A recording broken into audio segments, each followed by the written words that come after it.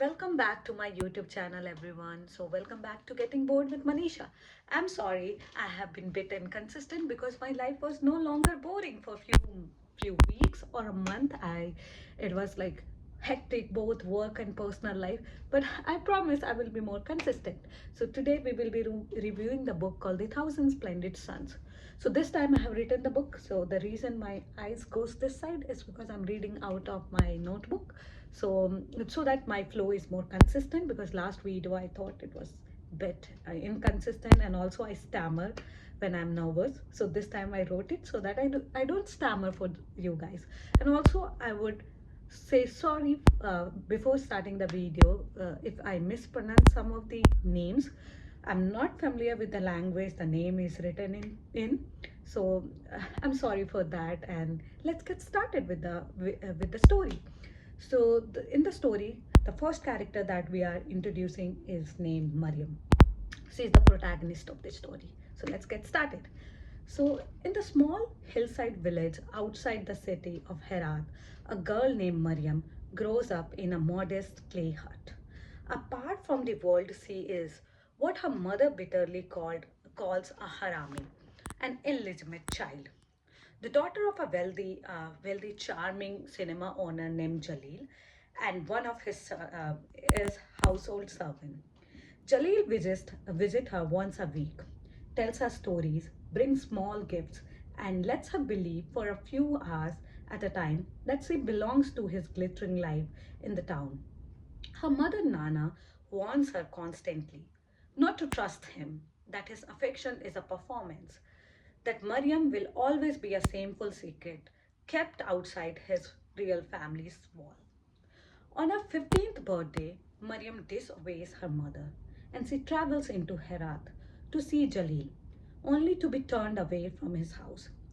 Left awaiting on the street overnight, when she finally returns home, she discovered her mother has hanged herself.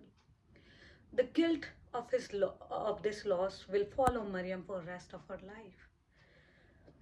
Jalil's wives, eager to be rid of the embarrassment Mariam represents, quickly arranges for her marriage.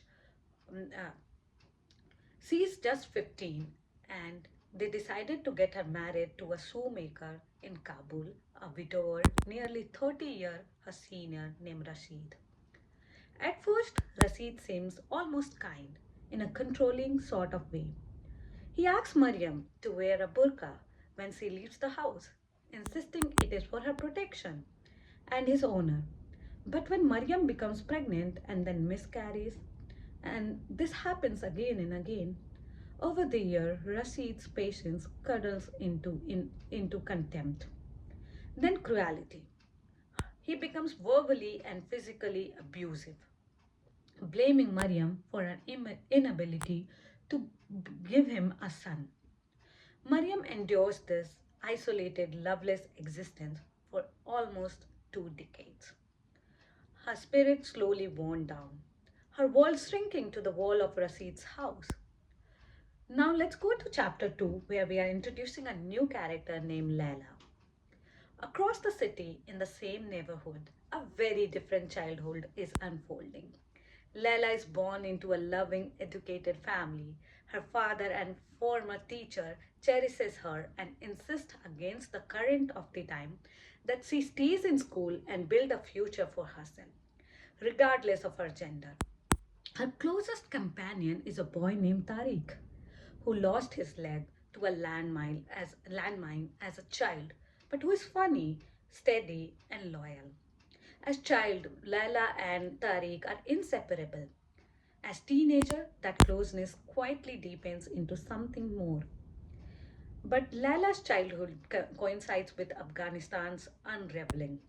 The Soviet occupation gives way to civil war between rivals, Mujahideen's factions, and Kabul itself becomes a battleground. Rocket fall on neighborhoods. Laila's two older brothers are killed fighting. Her family, like many other, begins planning to flee the country. Before they can leave, Tariq's family depart for Pakistan first. And in a devastating farewell, Tariq and Laila shares a single night together in a private, tender goodbye neither can openly acknowledge. Then tragedy strikes. With brutal sadness, a rocket destroys Laila's house, killing both of her parents instantly and leaving her injured and orphaned.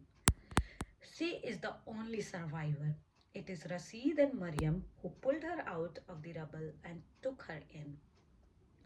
Now we will go to the third part of the book and the summary, which I have named Two Wives. As Laila recovered, Rasid's intention became clear. He wants to marry Laila. Laila is horrified, but she discovered that she is pregnant with Tariq's child. And the word reaches her, seemingly confirmed that Tariq is dead.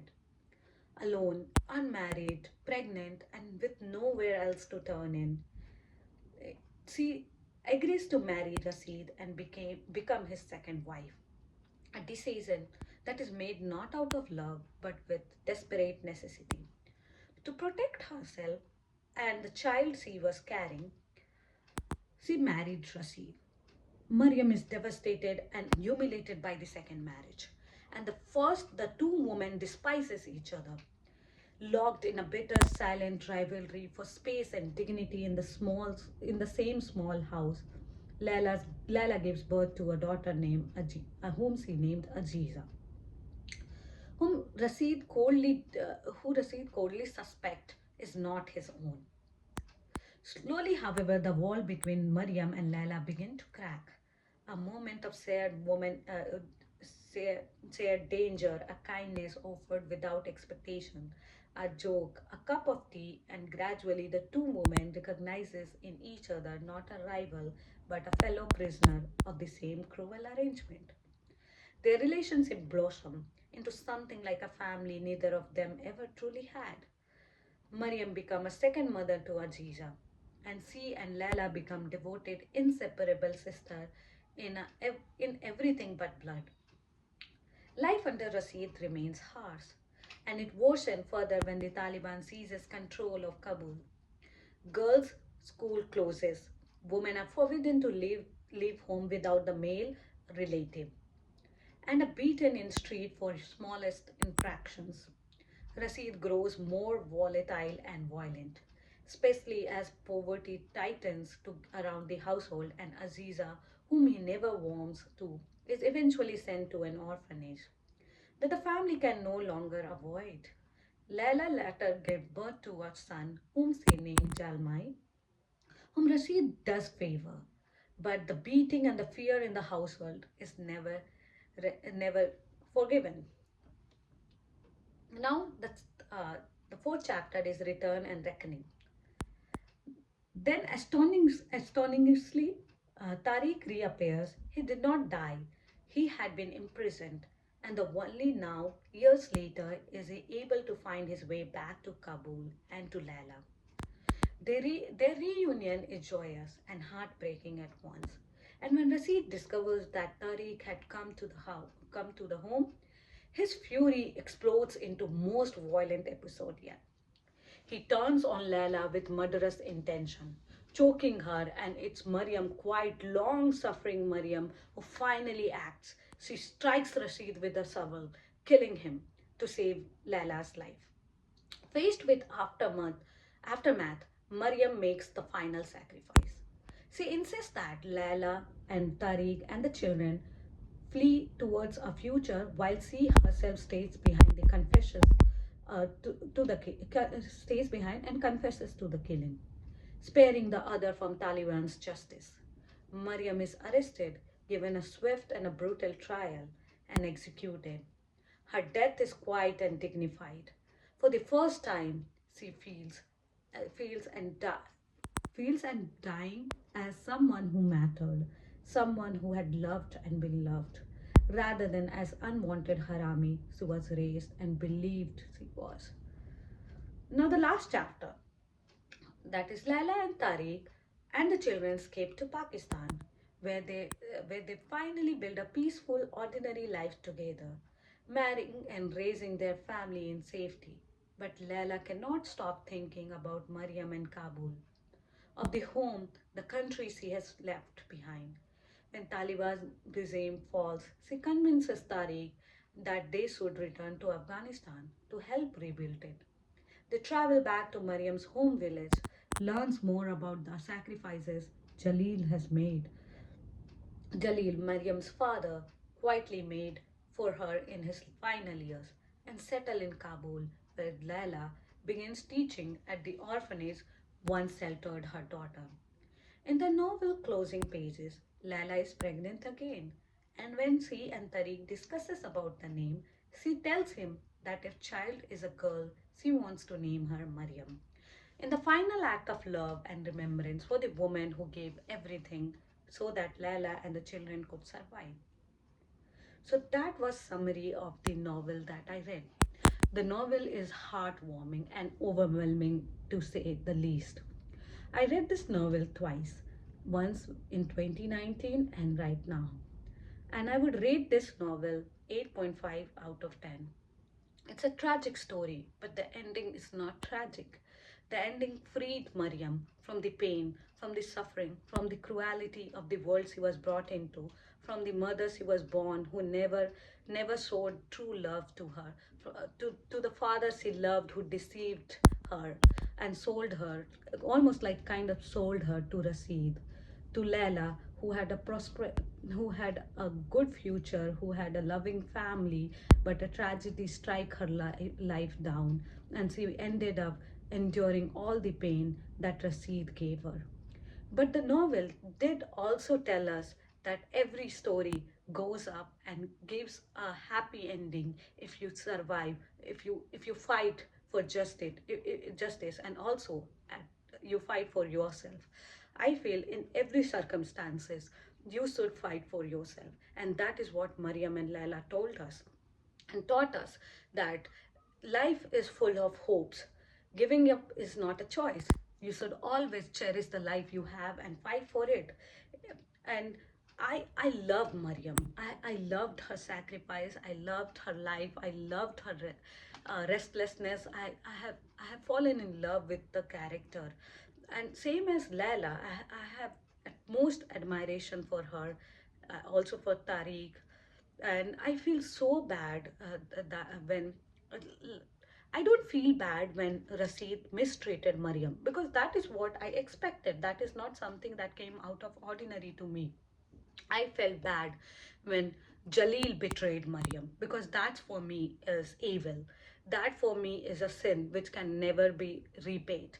Even when at the end Jalil did feel bad for the way he treated his daughter and left some of his things for Mariam, that did not repay the pain Mariam went through. She died thinking her father never loved her, thinking the one person she has loved the most in life never valued her. And that for me is the biggest sin. No one in this book has broken my heart more than Jalil. And I don't think so I will ever be able to forgive him. Usually, I'm a person who forgives people. I understand that circumstances can be different and people can do bad things to other. But for me, if somebody takes advantage of love, the childlike energy, like the trust, that's the biggest sin I have seen in my life. So that's what I think. And I'm very happy for the ending. I'm very happy for Lala and how she ended up. And I'm very happy for her kids. And this novel made me smile at the end. It made me happy. I felt bad for Mariam, but I felt like her sacrifice made her more beautiful in my eyes and more like she's one of the best human being Laila could ever imagine, and she's God to Laila now. So I don't know. I love Mariam. I love Laila, and please read the book. Please let me know how you liked it, and please do take care of yourself and let me know what next to read. I will be a bit consistent this time. And sorry guys, sorry for the delayed video. I hope you liked the video. Please leave a comment if you did. And bye bye. Take care. Bye.